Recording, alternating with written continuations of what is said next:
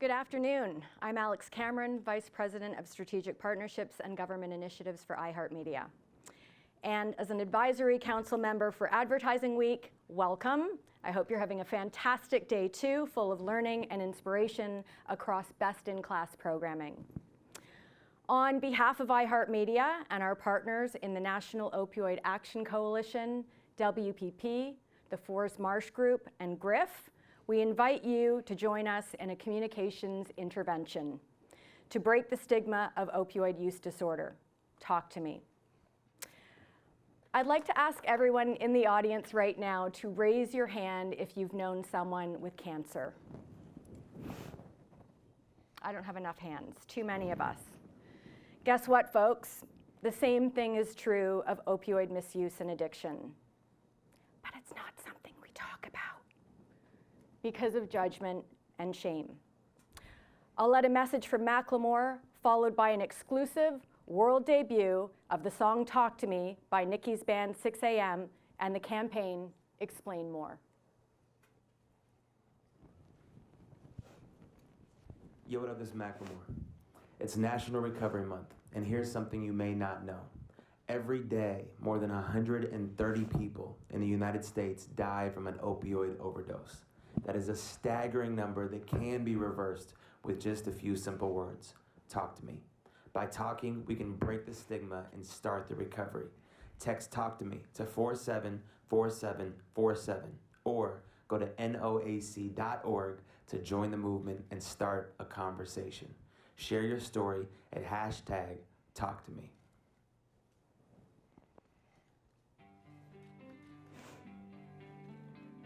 Have you heard this song yet? Not yet. I'm excited about it.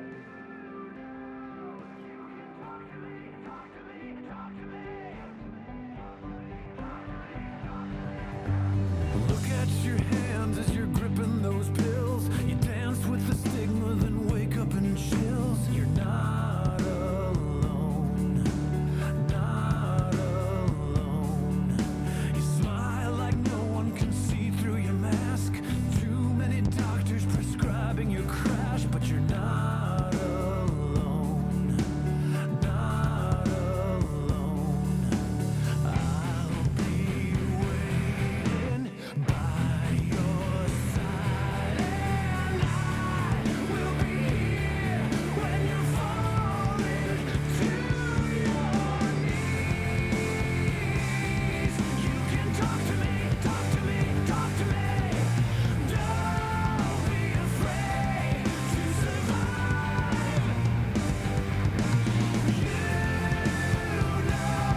You can talk to me, talk to me, talk to me. I will be right here waiting by your side. We'll cover your eyes 'cause you need to escape, but reach out to someone before it's too late. You're not alone, not alone. It started with one, now you're desperate and lost. The people you love pay the highest of cost, but you're not alone, not alone.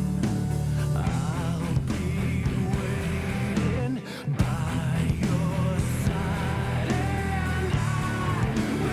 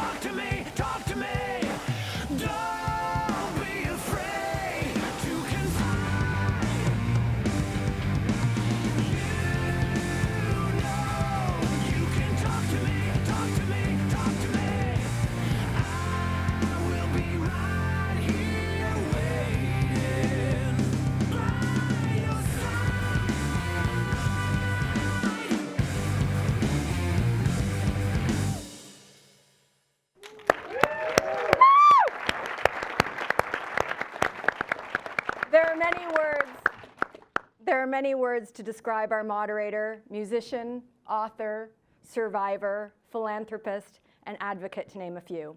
In 2007, his New York Times best-selling book, The Heroin Diaries, about his struggles with addiction, not only became another in a long list of achievements that have helped to define his illustrious career, it served as the catalyst for what was to come. Hundreds of national news appearances to keep the issue front and center, hit songs, and repeated discussion of the issue on his nationally syndicated radio show. Numerous op-eds and appearances across the country, including a bipartisan congressional event on Capitol Hill. Over the past 12 years, he's been an outspoken advocate in the fight to not only destigmatize this disease, but to find constructive solutions to battle the growing epidemic. He's a board member of the Global Recovery Initiative Foundation, and in that capacity, I know that we're going to be hearing a lot more about his efforts.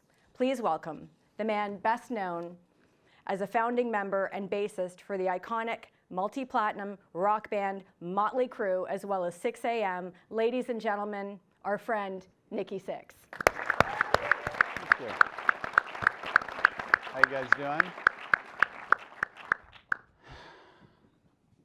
While writing that song, it came, I was telling somebody it came, I was telling Sean, it came in about 3 hours. Just the idea came, we were jamming on the idea of what the campaign could be, and the song just like popped out of the band, and I was just reading the lyrics, and it's like brought tears to my eyes just to be involved in something like this. I'm really grateful to be here and to be talking to so many wonderful people up here on the board. So let's get started. First of all, you know, who is NOAC and what is Talk to Me?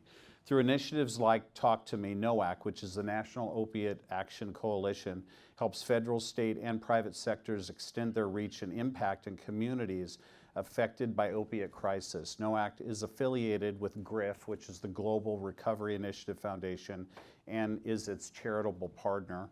That's very important. You can learn more at noac.org. I suggest you go and check that out. Talk to Me is an initiative meant to encourage and open dialogue about substance abuse disorders, to help remove the stigma around the topic and initiate the conversation about recovery with those directly or indirectly. And I do say indirectly, and I mean that. It's very important. You know, we've talked about how many people have been affected by cancer. I think we could do the same thing if we wanted to raise our hands right now and talk how many people have been affected or know somebody that's been affected by the opiate epidemic. I mean, I know I have. Is anybody else in here? We're going to hit a sizzle and cue back to you. You're going to cue back to me. Okay, I can do that. In the time it takes you to listen to this session today, someone in the U.S. will have died from opioid misuse. The opioid epidemic is a full-blown national emergency. And it's not only happening in back alleys or under bridges. The crisis lives in our classrooms, our offices, at our dinner tables. What's worse is that those that suffer quietly. Silenced by the stigma that surrounds addiction, they fight their battles alone, right in front of us. It's time we let our loved ones know you aren't alone. Backed by the research and insights of Force Marsh Group, our strategy was to create a national movement that destigmatizes opioid use disorder. Talk to Me was born. An invitation to take the first step to a human understanding. When you talk to me, we build the bridges that help us heal. It starts when you talk to me. To launch, we gave the public the resources to spot signs of misuse and how to address them. Nikki Sixx, who has been advocating against opioid misuse for over a decade, teamed up with his band, 6 a.m., and wrote the song Talk to Me to promote the movement. Right now, for Recovery Month, iHeartMedia has mobilized artists of diverse genres to deliver anti-stigma messaging across the airwaves, and will premiere an original podcast series this fall. We've also partnered with the Global Recovery Initiatives Foundation to build an organic base of support in the recovery community. Tell your loved ones, friends, and co-workers to talk to me, and we'll end the stigma around the opioid crisis together.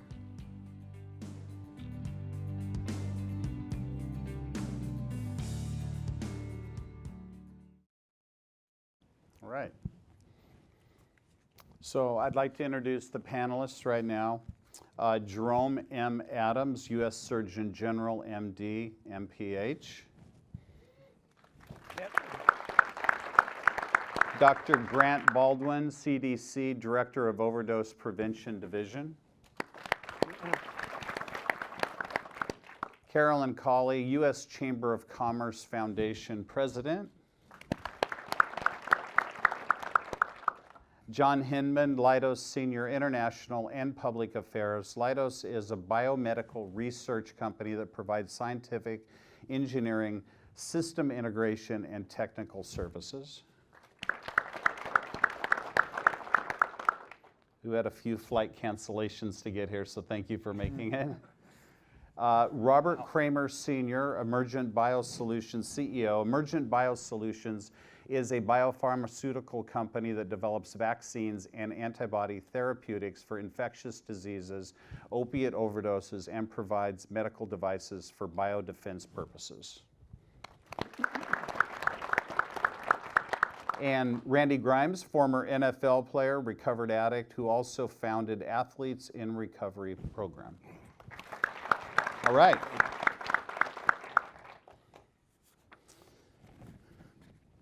So as a person in recovery, I'm really thankful to be working with NOAC, and I'm thankful for NOAC in creating the Talk to Me campaign. In fact, I think everybody should be thankful for their efforts to help conquer this public health crisis. I've been saying for a while that I'm really happy that it's called an epidemic. People are using that word because it's just bringing it forward. We're seeing it on the news, we're hearing it on the radio, we're getting it on our news feeds, however you get it, and it's important that we keep the conversation going, hence Talk to Me. There's nobody in this room that hasn't been touched by the crisis in some way. Nobody that doesn't know a parent or a child, a friend or coworker whose life hasn't been turned upside down by this crisis. Unfortunately, the stigma that surrounds this issue creates many challenges and is counterproductive in our prevention efforts. Tragically, it's also one of the main reasons that people who need help won't seek it. They won't seek it. It's the stigma. This also leaves their loved ones struggling and without support. You know, I come to this as somebody who passionately believes that it's critical to support the needs of individuals in post-treatment. For me, you know, my story's been told a lot of times, but it was the part that I haven't had a chance to talk about a lot, and I'm really curious to talk to the panelists, is my post-treatment was so important, my support system. I don't know if I would have stayed clean without the support system, and I could go on and on. It's like, you know, therapy, AA, NA, it goes on and on and on, and we're going to be talking about that. They deserve our support so that when they return home to their businesses, back to school, to their families, and face their finances, that they can stay clean and lead a productive life. Of course, every member of this panel brings their own unique point of view and knowledge, and I'm really eager to hear from each one of you. Both Randy and I are living proof that if we work together, we can help save and recapture the lives of those in active addiction. Celebrities, major brands, and community leaders all can use their influence to change the way we talk about opiate misuse and addiction. I feel like I need to read that part again because people really don't hear that when I talk to people. It's like celebrities, major brands, and community leaders. It's really who's going to help lead this. It's very important. By doing this, we can help more people to understand the risks of opiate misuse and encourage so many others to seek the help that they desperately need. That's our goal today. Let's jump in. Let's start with some questions for each one of you guys. You guys ready? Okay.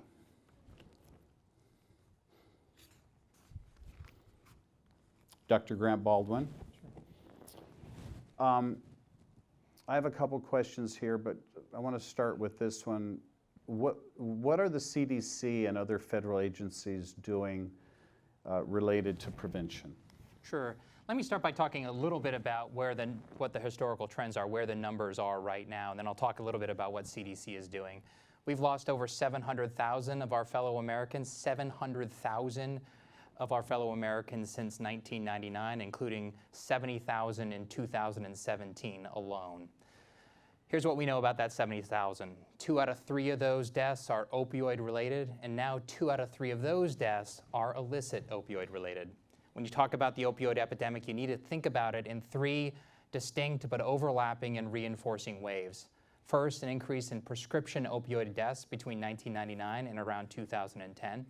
Then an increase in heroin-related deaths, and finally a huge increase in deaths from, literally a skyrocketing of deaths from synthetic opioids other than methadone, specifically illicitly manufactured fentanyl and fentanyl analogs. Fentanyl is 50 to 100 times more potent than morphine. Some of these fentanyl analogs, like carfentanil, are 10,000 times more potent than morphine. Unfortunately, that opioid epidemic is now nested in a broadening drug overdose epidemic. Between 2016 and 2017, we saw cocaine-related deaths and deaths from other psychostimulants like methamphetamines go up by 1/3. And we know that 70% of those deaths have opioid co-involvement with cocaine, and 50% of those methamphetamine deaths also have opioid co-involvement. The epidemic is so stark, it's impacting U.S. life expectancy. It's gone down for 3 consecutive years. The last time that happened was the 1918 flu pandemic. Really staggering numbers. So what are we doing at CDC? We have 2 major goals.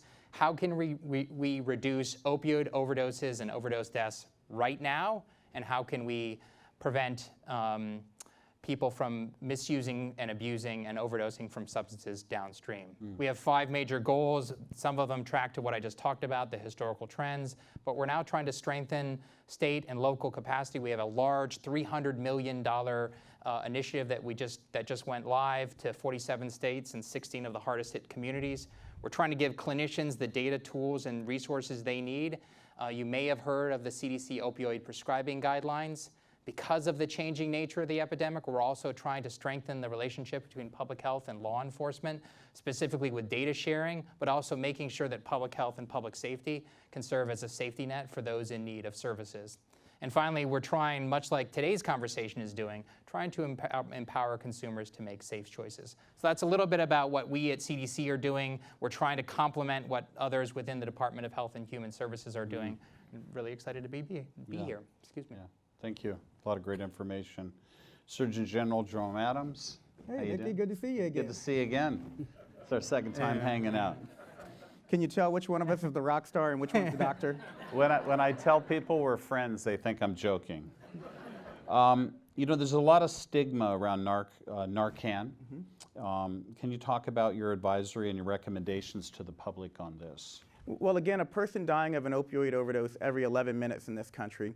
And unfortunately, many of those folks are dying in bedrooms, in bathrooms, in garages, witnessed by someone else. 40% of overdoses are occurring witnessed, but less than 1/10 of those opioid overdoses that are witnessed are actually having Narcan administered.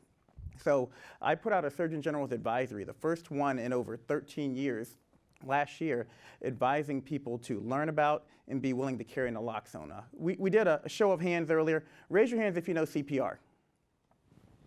So even in an ad week room, we've got over 75% of the people in the audience know CPR. And I usually do this in health rooms, but shocked that there's that many. Raise your hand if you carry naloxone with you everywhere you go.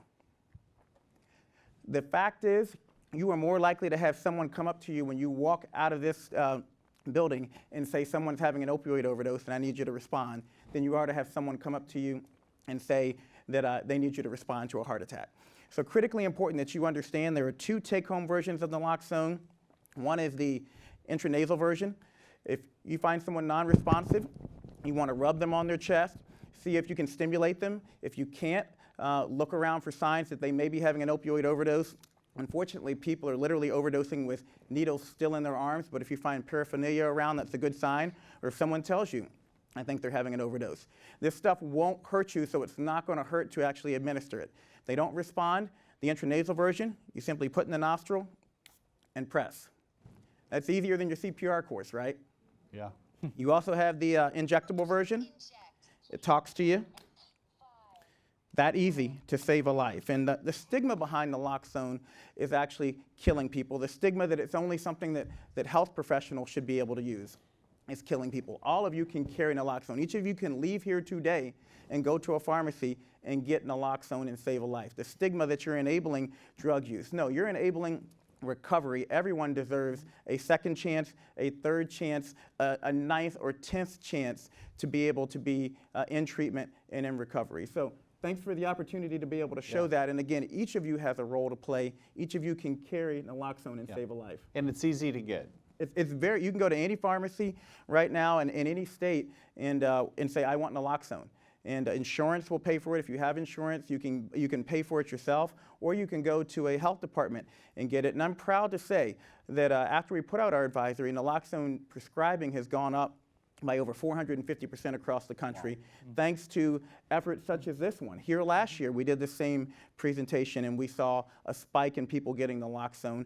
But again, not enough people doing it. We need every single one of you to do it, every single one of you to send people to surgeongeneral.gov to view that advisory so that they can carry naloxone. That's amazing. I know where I'm going after this. All right. I didn't know that. You know, and that's what this is about, is us all getting educated. I don't want to get anyone in trouble, but I got a buddy up here who might be able to help us all get some naloxone. Okay, there we go. And he's also the only one that got the memo on the haircut, Nick. That's called a perk. We went to the same barber last night. Bob Kramer, this audience is probably less familiar with Emergent. Can you explain what Narcan is and why you and Dr. Adams are working so hard to get the public to embrace it? It might overlap a little bit, but. Sure. First of all, I have to commend the efforts of the Surgeon General and CDC for what they're advocating.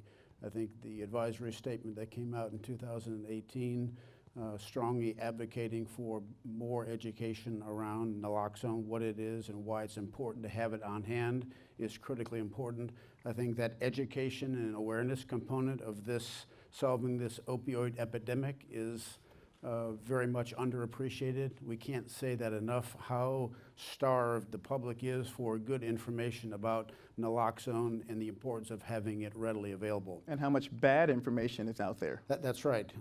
So some of the statistics that have been mentioned, we know that there are roughly 21 million patients today who are on a form of opioid that is deemed to be at risk or high risk by CDC. 21 million people. Wow. It's a huge number, and from our survey data, we know that the vast majority of those 21 million patients don't understand naloxone, don't know that it exists, and they don't know the importance of having it readily available. So education and awareness, to the good point the doctor's making, is critically important. The doctors here can more fully describe what naloxone is, but for a lay person's understanding, naloxone simply is an opioid antagonist. It reverses the effects of an opioid. So typically when you get into trouble with an opioid and you experience an overdose, your body shuts down and you stop breathing. What naloxone does is it restores those normal breathing conditions and gets you to a place where you can receive more advanced medical treatment. At its purest, that's what it does. Mm-hmm. That's fantastic. I have a question. If somebody's prescribed an opiate because they had surgery, some kind of surgery, should they have this also prescribed to them? So what you're referring to is this concept, Nikki, of co-prescription. So co-prescription exists in 9 states today, which means that when you go in to see your physician and he or she prescribes an opioid for you, a prescription, in those 9 states, that doctor is also required now to give you a prescription for a naloxone product. Not required to fill it, but provided to give you that prescription.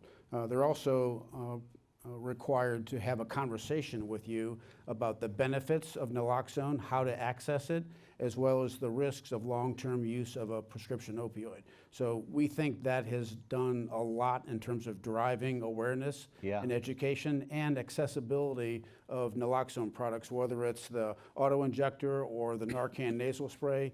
It's really making a meaningful impact in those 9 states. And we're working as a company with other states to do the same thing. Less than 1% of those 21 million that Mr. Kramer talked about who are at risk for an opioid overdose based on prescribing are actually co-prescribed naloxone. So #TalkToMe. If you or a loved one is being prescribed an opioid, tell your doctor, talk to me, tell me whether or not I should be co-prescribed naloxone. You all have a role in this too. So I think that's a great point. I think that conversation between the physician and the patient, fits with the talk to me theme, as well as it fits with the education and awareness theme. So critically important. Fantastic. Wow. Okay. Carolyn Colley, how you doing? Nikki. I have a big question for you. Okay. Okay. Bring it on. You engage with the business community on a daily basis. You speak to the real challenges, fears of companies that have kept many businesses on the sidelines versus the front lines of responding to the opiate epidemic, both from an employee and a consumer engagement. What's the perspective there? Well, we've heard a lot of statistics and facts already today, but here's another one that people find startling, which is that 75% of people with opioid misuse disorder are employed, are in the workforce. So, as people had alluded to earlier, these cases are not happening in the shadows anymore with people living in the shadows. There are colleagues and our peers, people we work with every day. And this is just becoming a bigger problem for employers all the time. You've got people in your workforce who may have a problem themselves, their families, in the community. There's no one else with the power of employers and the workplace to spread information and support systems. And as we have gone around the country and talked to state and local chambers and employers of all sizes, the first question and the most pressing question we get is, where do I even start? The big companies with big HR offices and back office functions are pretty good at that. They've got the resources. But the small and medium-sized businesses that really drive the economy are frequently just overloaded with other things. If you're the founder and the entrepreneur, you're probably writing your own contracts, unpacking your own inventory, driving your own trucks. You don't have a lot of time left over to go become an expert on how to handle opioid situations in your workplace. And so what we found going straight to those small and medium-sized businesses was helping them start the conversation. People saying to us, I don't even know how to begin that conversation. I know a lot about testing for illegal drugs. We're all pretty used to that. Marijuana testing, although that's getting a little bit weird in a lot of states now, but heroin, cocaine. The conversation about opioids and prescription drugs is just so much more gray and hard. So it's so wonderful to be involved in the Talk to Me. We hadn't realized a year ago when we met that would become such a common theme. And I think the role for employers to knock down that stigma is to start those conversations in the workplace. Here's another interesting statistic. One of our member companies, the Hartford, did an employee survey, and they found that only 18% of their employees felt confident that they could spot the signs of opioid abuse in a colleague. And that was pretty alarming, and they went out and created with some nonprofits an online course just to get their employees and their colleagues and peers comfortable with signs and symptoms. So it's that kind of thing within the workplace that can really help beat the stigma. Thank you. John Hinman. Leidos stepped up early to choose to fight on the front lines. Tell us why and what Leidos is doing, the challenges that you faced, and also what can other companies do? In brief, on September 19th, 2016, we lost our son to an opioid overdose. It was fentanyl-laced. And he died at 30. He had been fighting drug curiosity, use, experimentation, abuse, addiction for probably a decade. In the ensuing months after his death, I was aware, of course, of a number of my colleagues across the country that had faced similar losses or were facing the specter of such a loss. And in February of 17, I wrote a letter to Roger Crone, our CEO and president, telling our story, but also the story of others, and hit the send button and hoped. Several weeks later, I got an email from our corporate vice president for communications office setting up a dialogue with me and Melissa Koskovich. And we started to talk, and she said, first things first, you did something that doesn't happen in corporate America today. You got through to the CEO, you wrote a letter that was heard and responded to. And she said, before we talk any further, you have to shut up because I have to tell you exactly what Roger wants me to tell you. And she said, excuse me, you broke me down. We're in, we're all in. And in my estimation, that has been the watchwords for the Leidos opioid campaign, both internally and externally. The first thing we did was look at our employees. What can we do to help them, both as the employees and the beneficiaries of their plans? And so we restricted opioid prescription from 30 days to 7. No complaints. Then we decided, who can we hold hands with that knows what they're doing in this arena?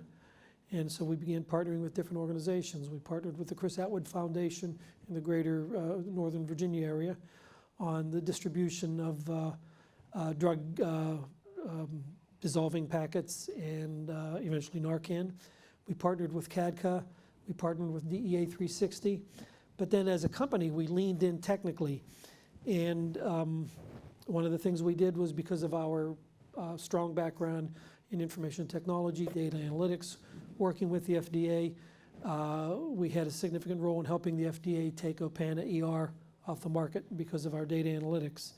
Now we're working on coming up with a non-opioid pain therapeutic. And one of the other things that we did, many of you that took a plane here, you had your luggage scanned. Leidos was instrumental in the development of that technology a number of years ago. We put it on steroids and use it to scan large containers such as trains and tractor trailers and other vehicles, both stationary and moving. Well, the smart women and men that worked on that technology thought, wait a minute, this is sensors and controls. Let's tune it to see if it'll respond to large amounts of drugs, larger than a pill. It works, and we received an award for that several months ago. So as it relates to me, I'm honored that my voice was heard by Leidos, and that and I'm inspired and amazed and humbled by what Leidos has done, is doing, and what is yet to come, and the fact that I can be a part of it. Awesome. Thank you. Wow. Fantastic. So Randy Grimes. Yes, sir. You and I share a common story, many years of addiction, and obviously a new life in recovery. Can you tell us how recovery can be easier when you're well known, and how it's also harder? I don't think it can be easier or harder than anybody else. Addiction is addiction, and it takes us all to the same place. You know, those deep, dark places that only addiction can take us, you know. And I'm a survivor because of Narcan. Narcan saved my life once, so I'm a big believer, and I've seen it work. I've used it on people before. I've given them back that gift of just happened to having Narcan on me, you know, by the grace of God. I used to be the captain for the Tampa Bay Buccaneers for the whole decade I was out there. All 10 years I was there, I would go out at midfield for the coin toss. And I would just stand there. Of course, that's the only time you can stand at the middle of midfield and not get your clock cleaned, is during the coin toss. But I would just stand there while they were doing all their coin flipping and all that. And I would just look around at the stands. And our stadium in Tampa held 72,000 people. And we sold out every week, even though we were a horrible team. They loved to come watch their football.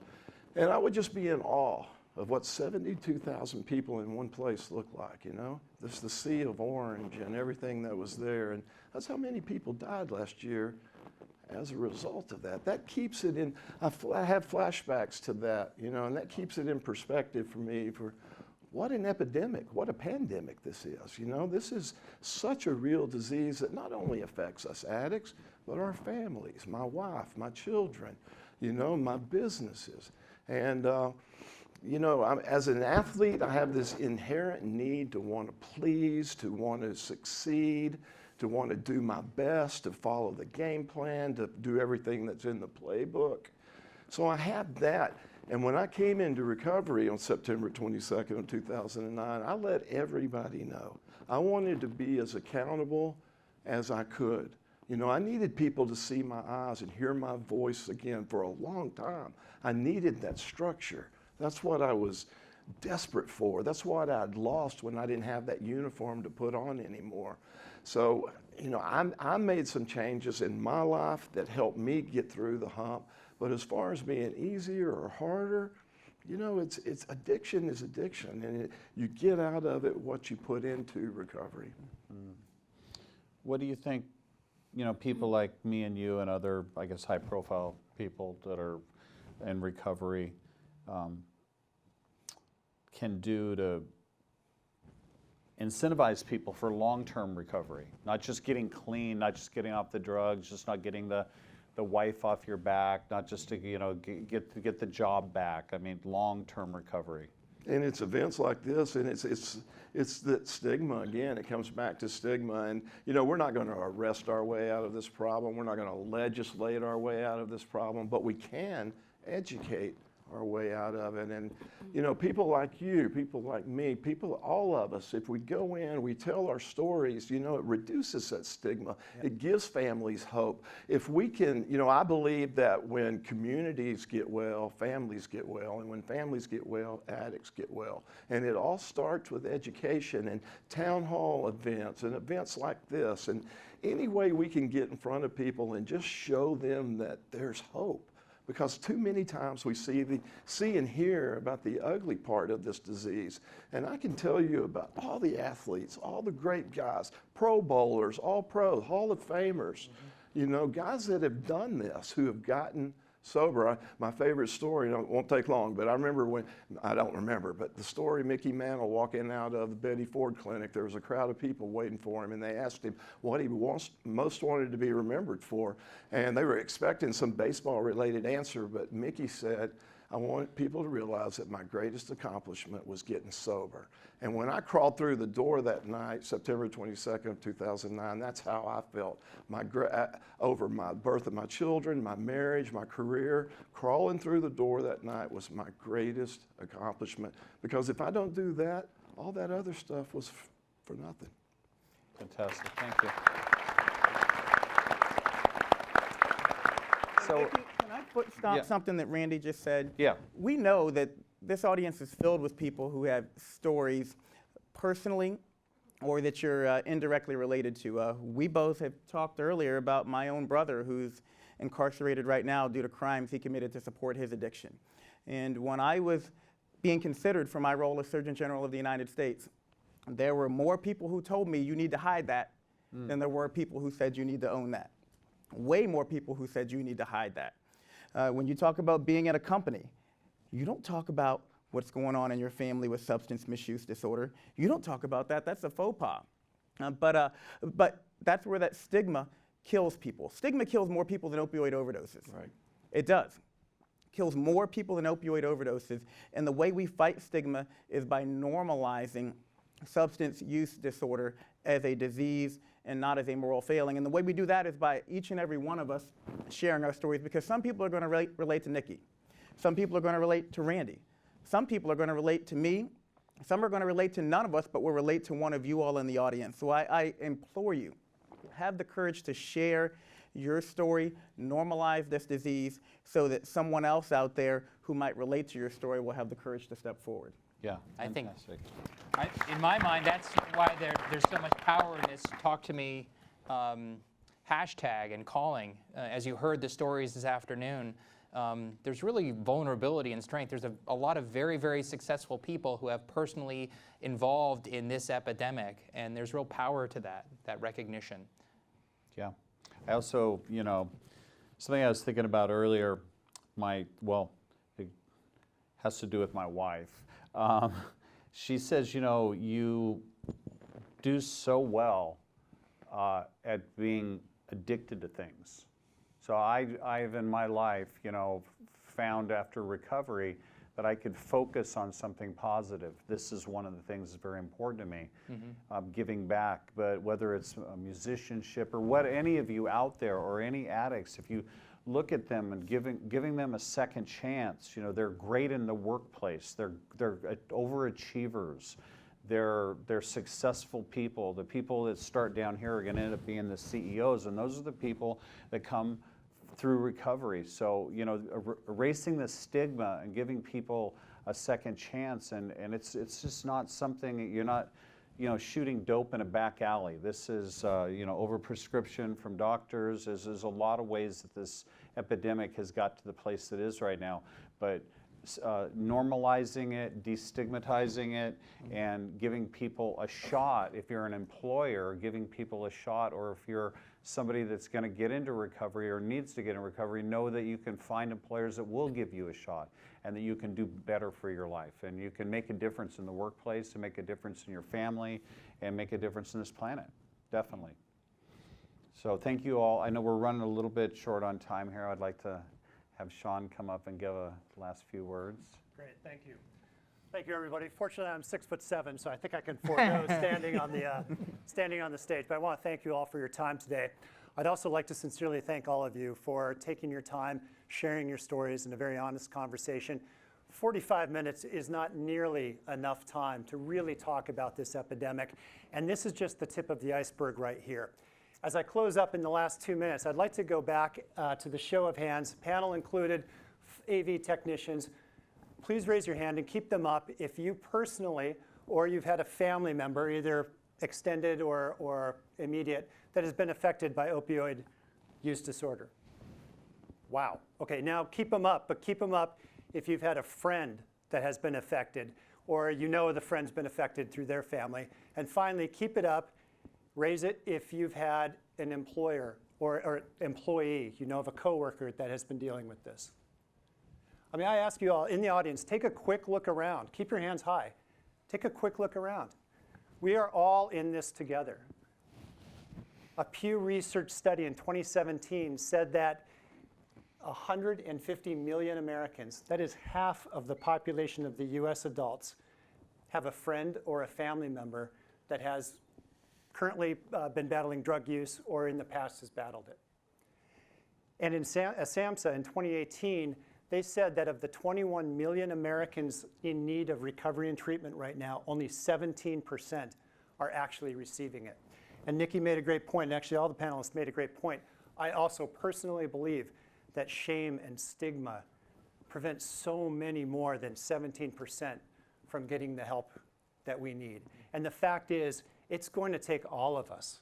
I look at this audience, and you all represent major brands.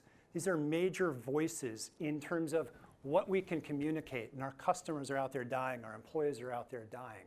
It's going to take the major brands. It's going to take rock stars. It's going to take sports heroes. It's going to take leadership from our government, from federal, from state, from community. It's going to take all of us working together. But just imagine, just think for a second, if we could take all of our collective voices, think about the impact and the influence we could have in changing the narrative around this topic. It's incredibly powerful. So I ask you, as you leave today, please do a couple of things. First, go to NOAC.org. The folks at NOAC, we've spent $15 million so far in developing and launching the Talk to Me campaign. If you go to NOAC.org, there's a button up there. You can download all of the campaign assets for free. It is all free. We want to create a national movement under this idea of Talk to Me. Consider developing a public service announcement for your customers where they're most hard hit. Please consider developing an employee recovery program within your own company under the Talk to Me banner. Consider getting involved in sponsoring some of the much larger opioid initiatives that NOAC and actually Nikki were working on over the next several months. But the best thing you can do, the thing I ask every single person to do tonight, is go home and have a conversation with friends, with family, about the dangers of opioid use and opioid misuse and what can happen to you. Have that conversation. Talk to me. Because if you talk to me, we can all end the stigma.